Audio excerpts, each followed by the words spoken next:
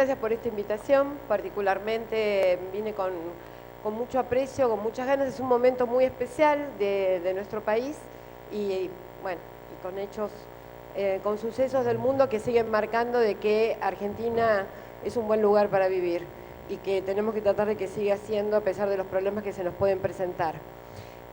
Así que bueno, entusiasmada con poder compartir algunas cuestiones. Yo estoy en representación de un equipo que viene trabajando sobre la problemática de pobreza persistente. Acá dejo para la maestría el libro, que de alguna manera es un aporte de 2 años de trabajo de investigación sobre territorios complejos y bueno, y entiendo que sirve este gran debate que estamos dándonos de cómo abordar la complejidad.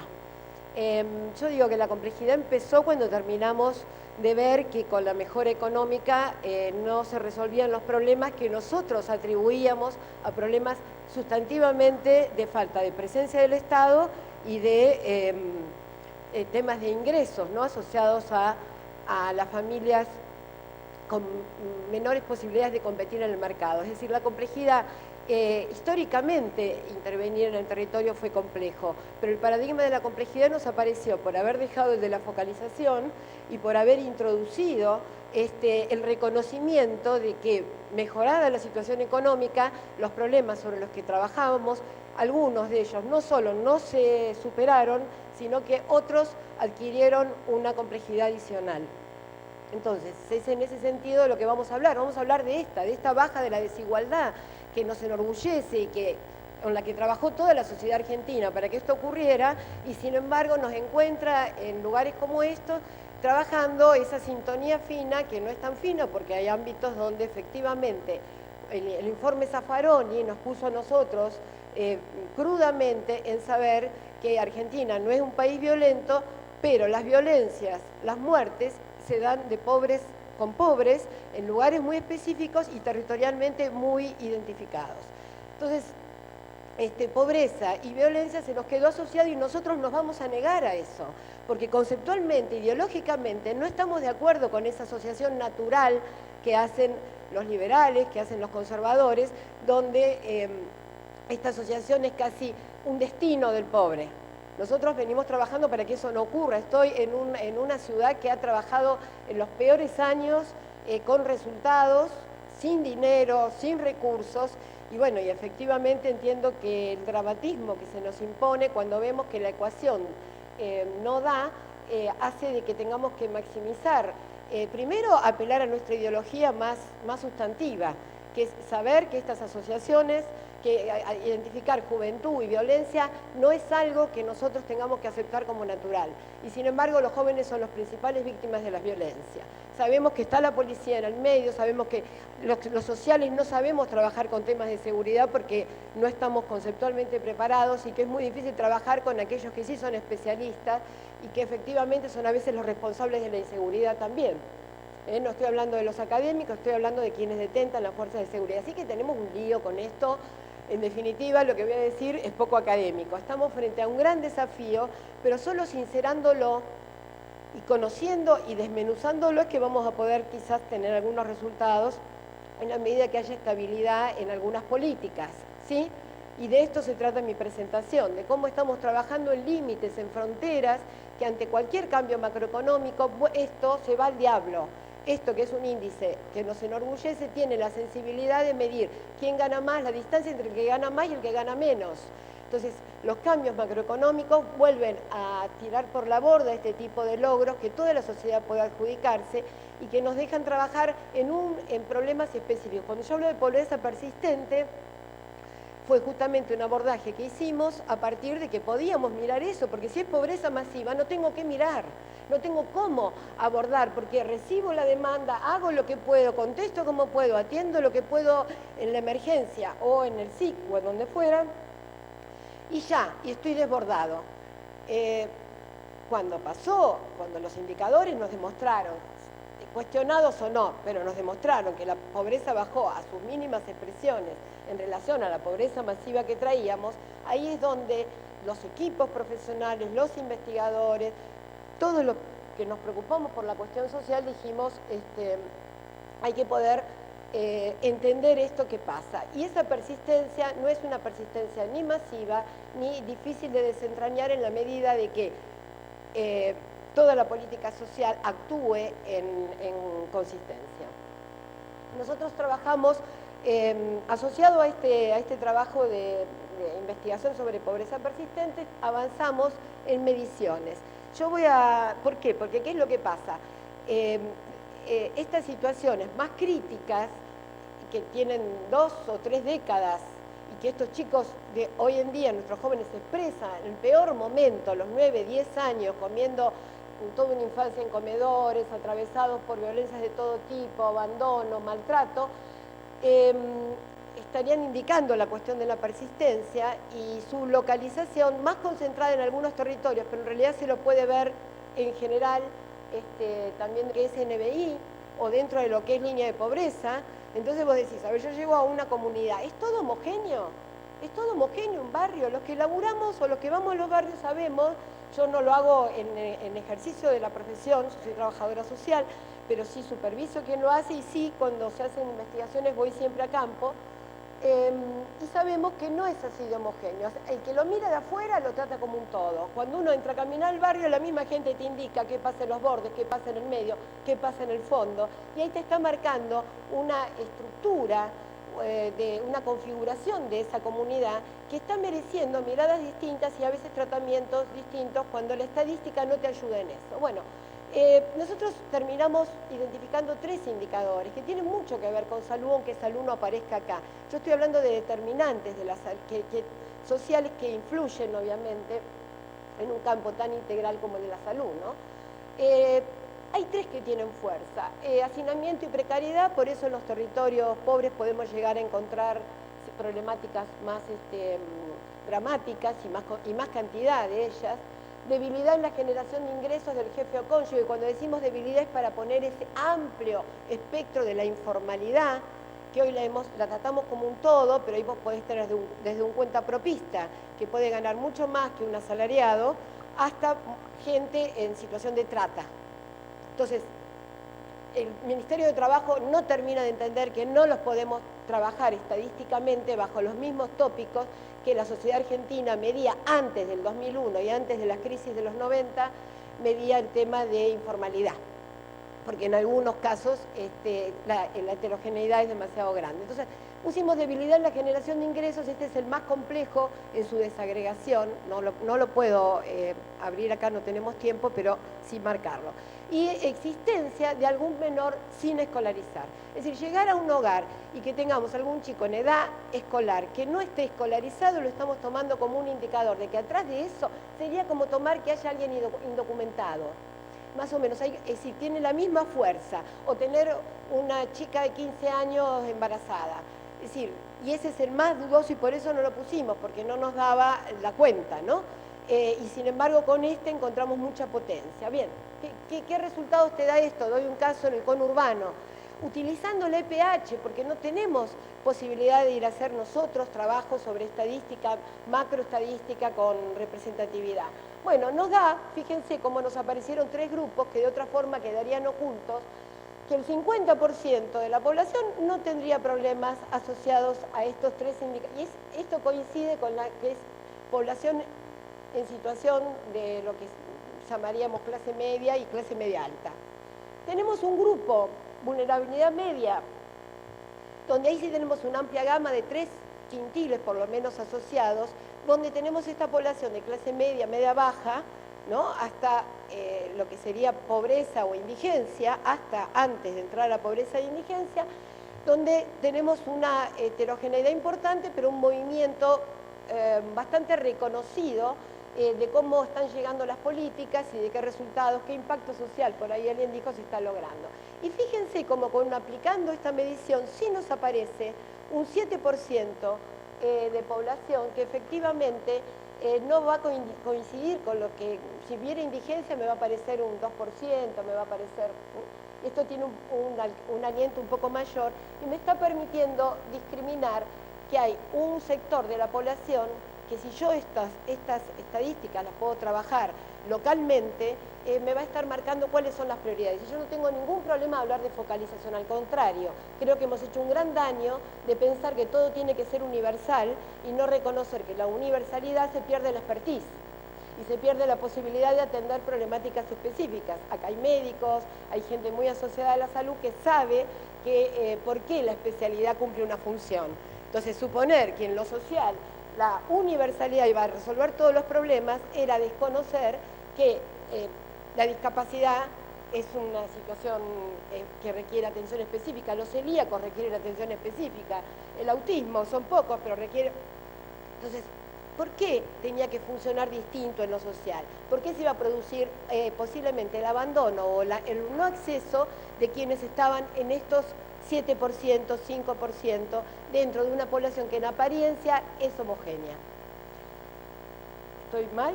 ¿Muy mal? Mal. Entonces vamos a tomar dos determinantes.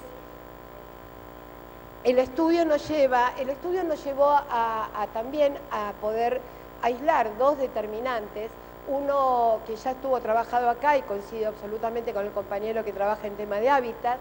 ¿Por qué? Porque la cuestión era, la pregunta es si, bueno, son los ingresos, nosotros ya sabíamos que no eran los ingresos, pero pensábamos que eran las problemáticas asociadas a la vida de la familia y no pensamos que el peso del hábitat iba a ser tan determinante en ese 7%. Es decir, prácticamente explicaría el 50% del problema. Es decir, prácticamente. Determina la posibilidad de revertir y o profundizar las condiciones de privación. Tenemos una familia en situación de pobreza crítica. Depende de donde viva, el destino de esa familia puede ser uno u otro.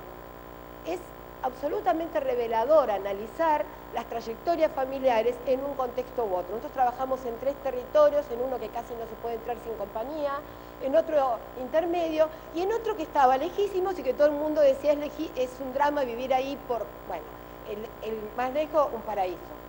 Cuanto más cerca de los centros urbanos, cuanto más cerca del consumo salvaje, rabioso, cuanto más, bueno, más difícil entrar y salir y más riesgosa la evolución de esa familia en términos de que aunque las políticas sociales hagan todo el esfuerzo, la accesibilidad pasa a tener una expresión realmente compleja.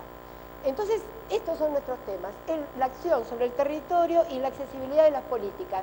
Nunca tuvimos el menú de políticas sociales que hemos tenido en este momento, y yo incluyo la salud, no tengo ninguna duda, por ahí alguien dudó, no, porque si negamos eso, como vuelvo al Ministerio de Trabajo, pobre que les pego bastante, pero los quiero mucho, es como cuando dicen, bueno, tenemos que ver si es una política social. Es una política social la política de empleo, es una política social. No asumir eso, no asumir que política económica y social son las dos cosas que marcan, por lo menos en un sistema capitalista, el estado de bienestar. Y si empezamos a desagregar, y es cuando nos quedamos de nuevo desorientados. Bueno, accesibilidad solamente es lo que estamos terminando una investigación ahora que continúa, la de pobreza persistente. Solamente marco a actores y prácticas. ¿Dónde está la accesibilidad en este esquema? Tienen un minuto para detenerse. No se ve bien, está en la combinación de los cuatro vértices, no está en uno o en otro. En quien diseña la política arriba, fíjense que hay un mundo conceptual y uno institucional. Arriba tenemos los diseñadores, acá hay gente hoy que habló en alto nivel de diseño de política, en el más alto nivel, aquellos que les toca capturar la necesidad y devolverla en forma de política, presupuesto, programa. Está la población destinataria en la que se piensa y se evoca y a veces se la rodea, como dijo el compañero, se la rodea pero no se le pone el diente, no se termina de escuchar y entender, que tiene una expectativa. Es el chico que te dice que nunca supo que el progresar era para él, digamos, que no lo reconoce como tal, lo que te dice el programa no garpa, tener un programa social no garpa. Bueno, es esa persona en la cual uno pensó el programa y cuando llega el momento no se reconoce. De esto tenemos apalada, ¿sí? Y cómo se trabaja la expectativa, es esa clase media que te dice yo no soy, no, si cambia la política a mí no me va a pasar nada, yo me lo gané con mi esfuerzo. Es esa clase media también, está ahí. Esta clase media a la cual se le está sosteniendo a la más baja con políticas de contención, y cualquier cambio macroeconómico la tira al diablo, y sin embargo no se reconoce como una población en situación de inestabilidad económica en caso de que la macroeconomía no la acompañe. Léase las políticas económicas de contención, de atenuación de los embates del mercado no la acompañan. Eso es bien complejo, es lo más difícil, no se termina de entender cómo captás. Es un campo de los psicólogos, los antropólogos, pero es indispensable reconocer la expectativa. Si no, prácticas de atención y mediación, ahí lo que tenemos son las organizaciones sociales, los movimientos sociales. Yo no lo vi suficientemente en las presentaciones anteriores.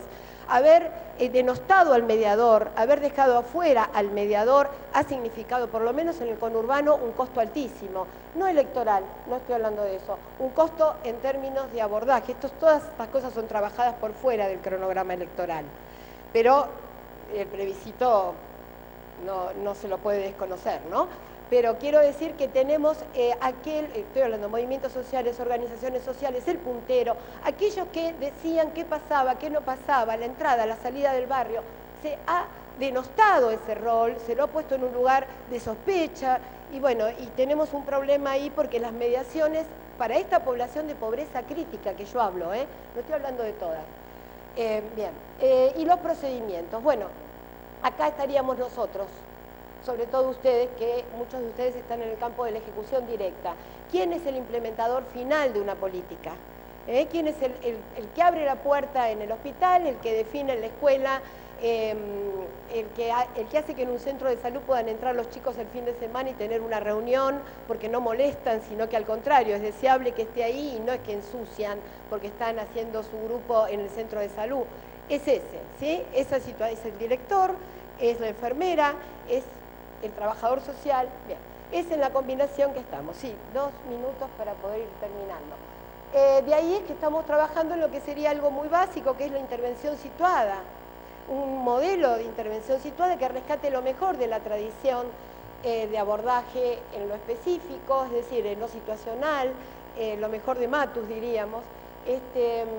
Digo porque ha sido tan vapuleado, pobre Matus, tan utilizado por el Banco Mundial, por el BID, que realmente a esta altura lo que queda de su trabajo es muy poco, en términos de verdadera, pero sí es sustantivo su pensamiento para inspirar lo que es el contexto y la política accionando en el contexto. Digo, la política institucional, la política partida, la política como herramienta de transformación.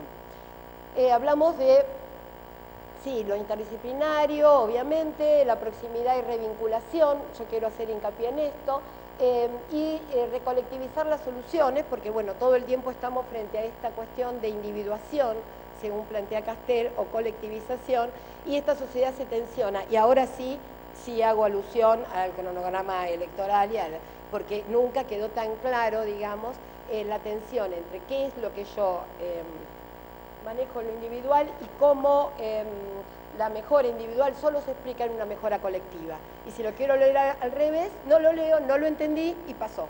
Pasó la oportunidad de que esto realmente se dé. Estoy hablando en una sociedad que tiene una historia socialista que la caracteriza en el país, y sé por qué tengo que explicar poco esto, porque sé que lo han llevado a la práctica hasta las últimas consecuencias y no siempre con los resultados que ustedes querrían. Temas: juventud, hábitat, necesariamente. ¿Hay temas prioritarios? Sí, señores, hay temas prioritarios. Esto que decimos no se manifiesta igual en todos los grupos. Nos pasamos hablando de la mujer sola, pero no hacemos nada para que la mujer no llegue a estar sola. Es decir, no estamos trabajando con las chicas que cuando hablan de los niní alegremente resulta que el 85% son mujeres. Y no están estudiando ni están trabajando porque están cuidando o sus hijos o los hijos de la madre, que sí sale a trabajar para complementar la asignación que no alcanza. Entonces, como dice el compañero, nos llenamos la boca y estamos desmenuzando poquito qué es lo que, dónde hay que estar a tiempo. Yo hablaba de jóvenes, la estadística que hicimos nos corrigió. Adolescentes, la adolescencia hoy en día es la agenda de la urgencia. 12, 13 años, a los 15, 16 llegaste tarde. Vínculos extra e intradomésticos. Nosotros hablamos de, en ese libro está desarrollado el tema de redes de abuso. Así como hablamos redes de ayuda mutua, tratamos de conceptualizar lo que le llamamos redes de abuso porque el abusador fue abusado. Entonces, fue un término que nos permite, en la psicología está aceptado así, ¿no? Nos permite hablar de lo que significa estas redes de violencia que se arman en territorios donde el Estado no ha tenido o suficiente presencia o suficiente persistencia en su presencia y que accionan casi autonomizados. Bueno, consumos, violencia, juventud, hábitat. Y hábitat como un articulador de cualquier solución, porque todo parece que empieza por ahí. Si dejamos los barrios, dejamos a la gente suelta a esas fuerzas de mercado que sin ningún tipo de regulación actúan de manera salvaje. Y terminamos con un esquemita que solamente lo dejo planteado porque quizás, sí, supongo que Nicolás, que también está en este trabajo, que va a estar a la tarde, puede ser que retome algo. Estos son solamente para marcar, pues lo dejo así de abierto, no tengo algo para cerrar como el compañero, no tengo. Esto es el esquema en el que estamos trabajando sobre el abordaje integral. Después lo dejamos acá, no me parece que tengamos tiempo de desarrollarlo. Va a estar el año que viene la publicación con todo lo que tenga que ser una buena justificación. El tema de cambio de paradigma siempre es un desafío para cualquier sociedad y para cualquier expertise. Nosotros estamos en un cambio de paradigma. La integralidad nos aporta una mirada distinta. Ahora, la definición del objeto, solo voy a marcar esto, originalmente el objeto de intervención en una definición conjunta marca la posibilidad de que esto ocurra. En salud hay una larguísima experiencia de integralidad porque la formación médica lleva a lo integral. El equipo interdisciplinario, el APS, si hay una consigna de integralidad es la APS, la atención primaria de la salud. Cualquier sanitarista nace bajo una matriz de integralidad. Entonces, creo que están en un campo que tiene muchísimo para aportar a quienes no tienen esa experiencia, ¿sí? Porque estamos hablando de una matriz, no estamos hablando de una estrategia. Acá el compañero en el campo de la medicina dio 5 o 6 formas de articular la accesibilidad a los medicamentos desde lugares de posición del Estado y efectivamente, digamos, abre campos específicos donde según su métier ellos están tensionando un tipo de integralidad en su acción. Bueno, a cada uno le cabe el sallo, verá en qué tiene, porque no es esta cuestión del paradigma totalizador, nos deja muy indefensos y haciendo lo mismo que hacíamos.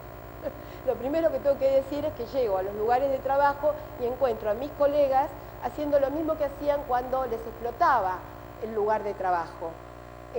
No saliendo, sino esperando la recepción. Y dejo esto abierto, porque no es momento de esperar la recepción del problema. Ya llega con balas, ya llega enfermo, ya llega dañado. Estoy hablando siempre de los más pobres, los que menos herramientas tienen para salir del contexto. Entonces, si no vamos, señores, estamos haciendo un gran favor a aquellos que especulan con la pobreza y que están buscando de que el tema no se revierta para después venir con modelos represivos o con situaciones de retroceso al peor de los momentos que todavía estamos pagando nuestra deuda interna día a día con cada uno de estos chicos en situación de vulnerabilidad. Muchas gracias.